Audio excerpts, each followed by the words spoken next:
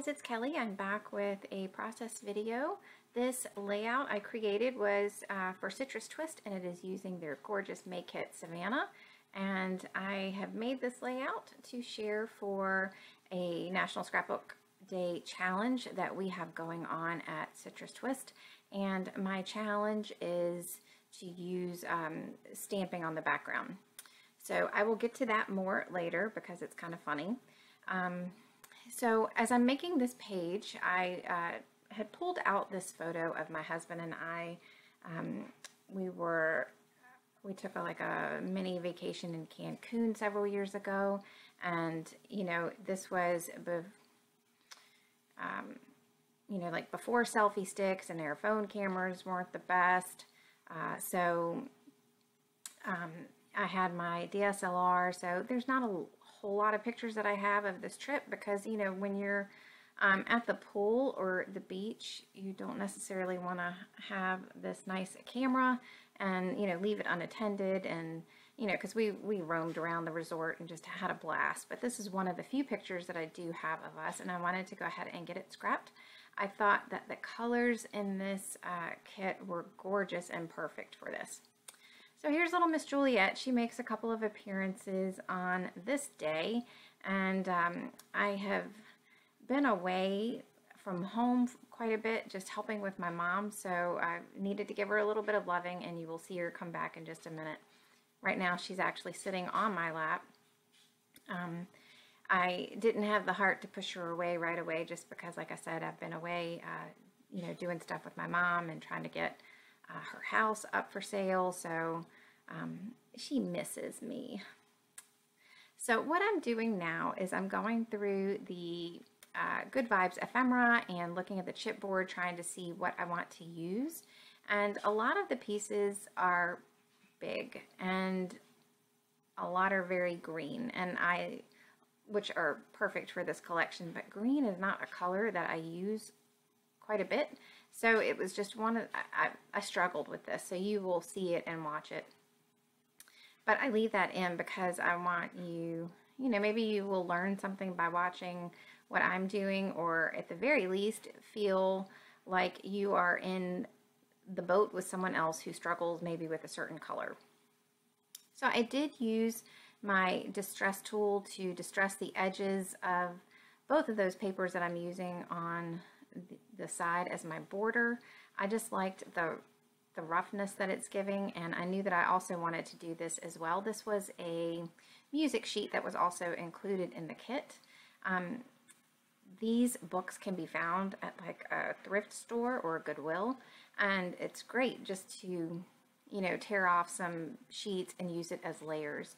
If you are worried about whether or not it's archival or acid-free, you can always spray some stuff on it. I usually have it in between layers though for my photo, so I don't worry about it too much. Plus, I do this for me, and I don't kid myself, and I don't think that my kids are going to keep every single layout that I make. So, for me, it's just fun, and I don't worry about that so much.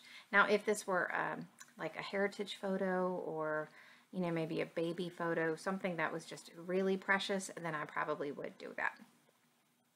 So I am just going to use this 6x8 paper that came in the Project Life kit to back the photo. Again, I don't use a whole lot of dark colors, but I felt like with this photo and that pattern paper that I have from the Good Vibes with the pinks and the leaves and the little bit of the purple, that it really just helped to offset it, even though the photo's a little dark as well.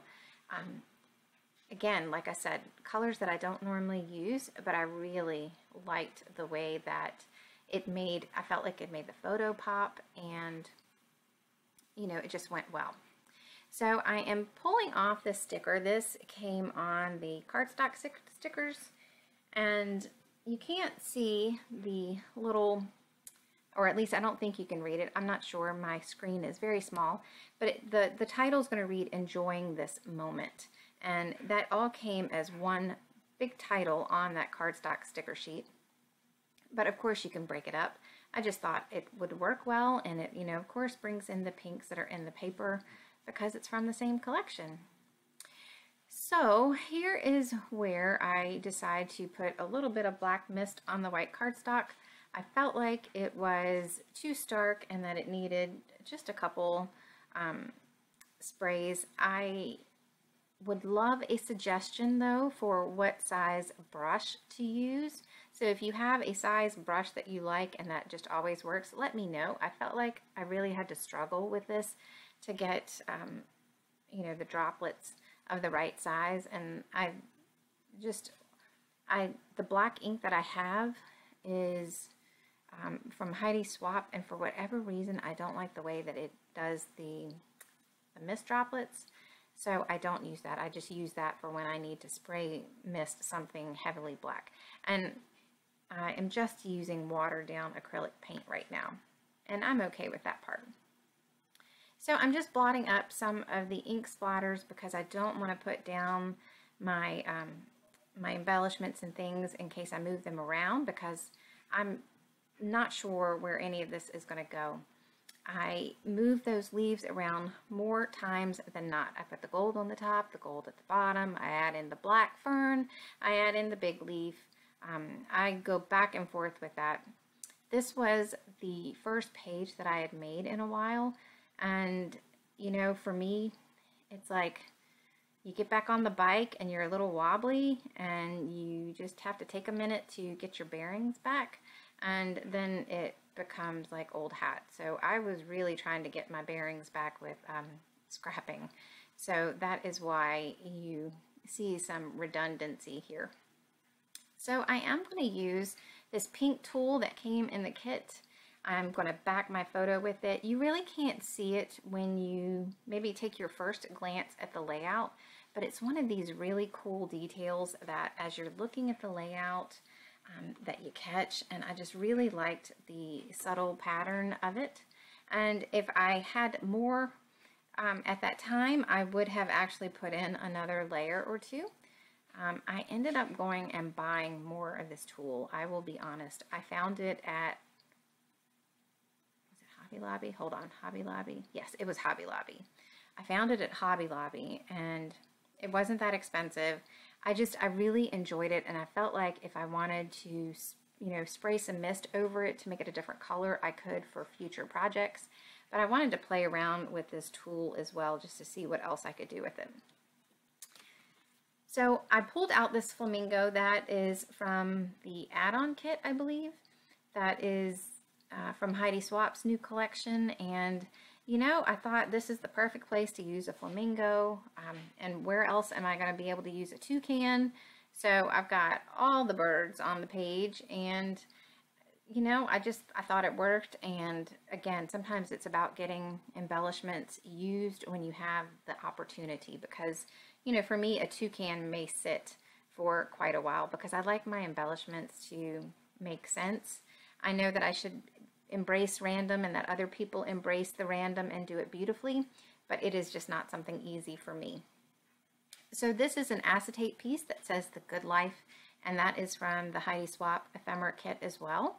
And so on this page I have Heidi Swapp and the crepe paper, Good Vibes, and there will be some thickers from Maggie Holmes' new collection as well.